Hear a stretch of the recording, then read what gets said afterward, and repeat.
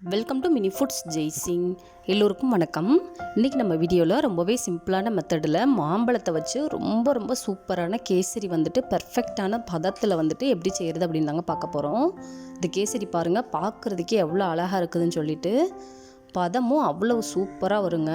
நம்ம நார்மல் கேசரி சாப்பிட்றத விட இந்த மாம்பழ கேசரி அவ்வளோ சூப்பராக இருக்கும். அந்த மாம்பழத்தோட ஃப்ளேவரோட நம்ம எந்த விதமான ஃபுட் கலர் எதுவுமே இந்த கேசரிக்கு ஆட் பண்ணலை. பியூர் மாம்பழத்தோட கலர் தாங்க இந்த அளவுக்கு பார்க்குறக்கு அழகாக இருக்குது. இப்போ இந்த மாம்பழ கேசரி எப்படி செய்கிறதுன்னு பார்க்கலாம். இப்போ ஒரு பாத்திரத்தில் 2 ஸ்பூன் அளவுக்கு நெய் வச்சு அது சூடாகிற வரைக்கும் வெயிட் பண்ணிக்கலாம். இதில் கொஞ்சமாக முந்திரி பருப்பு சேர்த்துக்கலாங்க. இது ஒரு நிமிஷத்துக்கு லைட்டாக இது போல் கலந்து கொடுத்துக்கலாம். இப்போ ஒரு நிமிஷம் ஆனதுக்கப்புறமா கொஞ்சமாக காஞ்ச திராட்சை சேர்த்துக்கலாம். இப்போ இதை ஒரு 2 நிமிஷத்துக்கு நல்லா வறுத்து கொடுத்துக்கலாங்க. அந்த திராட்சைலாம் நல்லா பலூன் மாதிரி உப்பி வரட்டும். பாருங்கள், நல்லா பலூன் மாதிரி வந்துருச்சு. இப்போ இதை ஓரமாக வேறு ஒரு பிளேட்டுக்கு மாற்றி எடுத்து வச்சிடலாம். இப்போ இதில் 1/2 கப் அளவுக்கு ரவை சேர்த்துருக்குறேன். வறுத்த ரவை வறுக்காத ரவை எதுவாக இருந்தாலும் இது போல் நெய்யில் வறுத்துட்டு தான் கேசரி பண்ணணும். அப்போ தான் அந்த பதம் பர்ஃபெக்டாக கிடைக்கும் நமக்கு.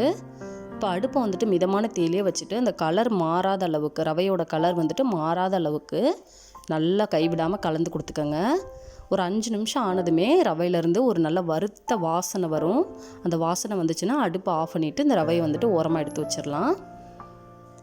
இப்போ ஒரு பாத்திரத்தில் 1 கப் அளவுக்கு தண்ணி சேர்த்துக்கலாங்க. 1 ஸ்பூன் அளவுக்கு நெய் சேர்த்துக்கலாம். ஒரு 2 ஸ்பூன் அளவுக்கு சன்ஃப்ளவர் ஆயில் சேர்த்துக்கலாம்.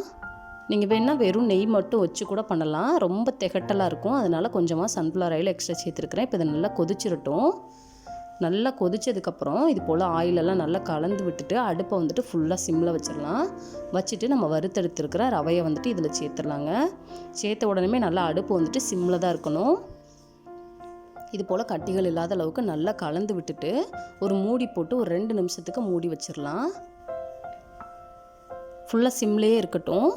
2 நிமிஷம் ஆனதுமே அந்த ரவைலாம் நல்லா திக்காக ஆரம்பிச்சிருக்கும். நம்ம 1 கப் அளவுக்கு மட்டும்தான் ஸ்டார்டிங்கில் தண்ணி சேர்க்கணும். இந்த அளவுகள் எல்லாமே உங்கள் வீட்டில் இருக்கிற ஒரே பாத்திரத்தை பயன்படுத்தி அளந்தெடுத்துக்கோங்க. பாருங்கள், நல்லா திக்காயிடுச்சு. இப்போ இதில் 1 கப் அளவுக்கு நல்லா நைஸாக அரைச்செடுத்த மாம்பழ விழுதை சேர்த்துக்கலாங்க. நல்லா இனிப்பான மாம்பழமாக பார்த்து எடுத்து சேர்த்துக்கோங்க. 1/2 கப் அளவுக்கு சுகர் சேர்த்துருக்குறேன். இந்த பதம் சுகரோட அளவு நல்ல தித்திப்பான பதம் கிடைக்கும். எல்லாத்தையும் சேர்த்துட்டு நல்லா கலந்து கொடுத்துக்கலாம். அடுப்பு ஃபுல்லாக சிம்மில் தான் வச்சுருக்கிறேன். பாருங்கள், நம்ம சேர்த்த நெய் ஆயிலெல்லாம் நல்லா பிரிஞ்சு வர ஆரம்பிச்சிருச்சு. அந்த பதமும் நல்லா திரண்டு வர ஆரம்பிச்சிருச்சு. இன்னும் ஒரு 2 நிமிஷத்துக்கு இதை நல்லா நம்ம கலந்து விடணும். இப்போ பாருங்கள், இன்னும் கூட நல்லா திக்காயிட்டு நல்லா திரண்டு வர ஆரம்பிச்சிருச்சு. அந்த நெய்யெல்லாம் நல்லா பிரிஞ்சு வந்த பதம் பார்த்துட்டு இப்போ இதில் 1/2 ஸ்பூன் அளவுக்கு ஏலக்காய் பவுடர் சேர்த்துக்கலாம். நம்ம வறுத்தெடுத்து வச்சுருக்கிற முந்திரி திராட்சையும் சேர்த்துக்கலாங்க. அவ்வளோதாங்க, சுட சுட சுவையான மாம்பழ கேசரி கொஞ்சம் நேரத்தில் ரெடி பண்ணியாச்சு. உங்களுக்கு மாம்பழத்தோட ஃப்ளேவர் மட்டுமே போதும்னா ஏலக்காய் பவுடர் சேர்க்க தேவையில்லை. இந்த வீடியோ பிடிச்சிச்சுன்னா லைக் பண்ணுங்கள், கமெண்ட் பண்ணுங்கள், உங்கள் ஃப்ரெண்ட்ஸ் அண்ட் ஃபேமிலிஸ்க்கும் ஷேர் பண்ணுங்கள். இதே போல் சிம்பிளான ரெசிபிஸ் வீடியோ தொடர்ந்து பார்க்குறதுக்கு mini foods Jaisingh channel subscribe பண்ணுங்கள்.